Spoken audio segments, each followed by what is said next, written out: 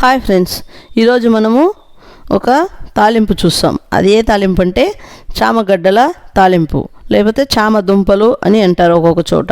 చామ దుంపలను తీసుకుని మనము బాగా కడగాలన్నమాట. కడిగే దానికి ముందు ఒక 10 నిమిషాలు నానబెట్టేయాలి. అలా నానబెట్టడం వల్ల దాంట్లో ఉండే మట్టి అంతా కొంచెము పోతుంది.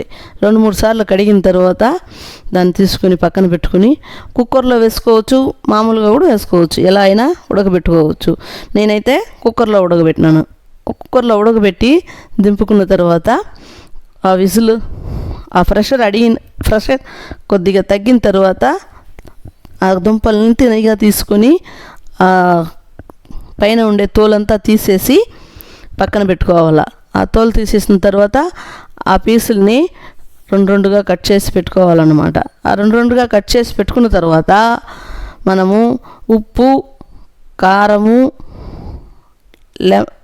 లెమన్, చింతపండు, పసుపు అంతా కొద్దిగా వేసి ఒక పేస్ట్ లాగా చేసుకొని దాన్ని ఆ గడ్డలకి అప్లై చేయాలన్నమాట. అప్లై చేసిన తర్వాత ఉప్పు కారం సరిపోతుందా అని చూసుకున్నాక ఒక 15 నిమిషాలు పక్కన పెట్టుకుంటాం. అలా పెట్టుకోవడం వల్ల ఆ గడ్డలకి ఈ పసుపు, ఉప్పు, కారం అంతా పులుపు బాగా దిగుతుంది. ఆ దిగిన తర్వాత స్టవ్ పైన ఒక పెనం పెట్టుకుని ఆ పెనంలో కొద్దిగా నూనె వేసి ఈ పీసులంతా ఒక్కొక్క పీసుగా తనిగా తీసి ఆ పెనం మీద వేసి సిమ్లోనే మీడియం ఫ్లేమ్లో పెట్టుకోవచ్చు. మీడియం ఫ్లేమ్లో పెట్టి దోశ గింటితో ఒక్కొక్క పీసు దానిపైన వేయాలన్నమాట. దానిపైన వేయడం వల్ల అది కాలుతుంది. లైట్గా కాలిన తర్వాత నెక్స్ట్ మళ్ళీ ఇంకో పక్క తిప్పాలన్నమాట.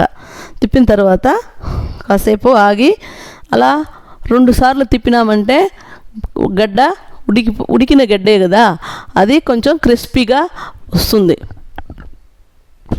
అలా వచ్చిన దాన్ని మనము తీసి పక్కన పెట్టుకోవాలి. పక్కన పెట్టుకొని ఇప్పుడు ఉప్పు కారం చూస్తే బాగుంటుంది. మనం దీన్ని అన్నంలోకి తినొచ్చు, చపాతీలోకి నంచుకొని తినొచ్చు. ఇవి గడ్డల్ని సప్పగా ఏమన్నా కూరలు చేస్తామనుకోండి, పప్పులుసు, ఆకుకూర, కూటు అట్లా చేసినప్పుడు దీన్ని పక్కన పెట్టుకొని తినొచ్చు. కారంగా ఉంటుంది కదా, సప్పగా కారంగా భలే కాంబినేషన్, సూపర్గా ఉంటుంది. మీరు ట్రై చేయండి. నేను ఇలాగే చేసి తింటాం. Okay, bye.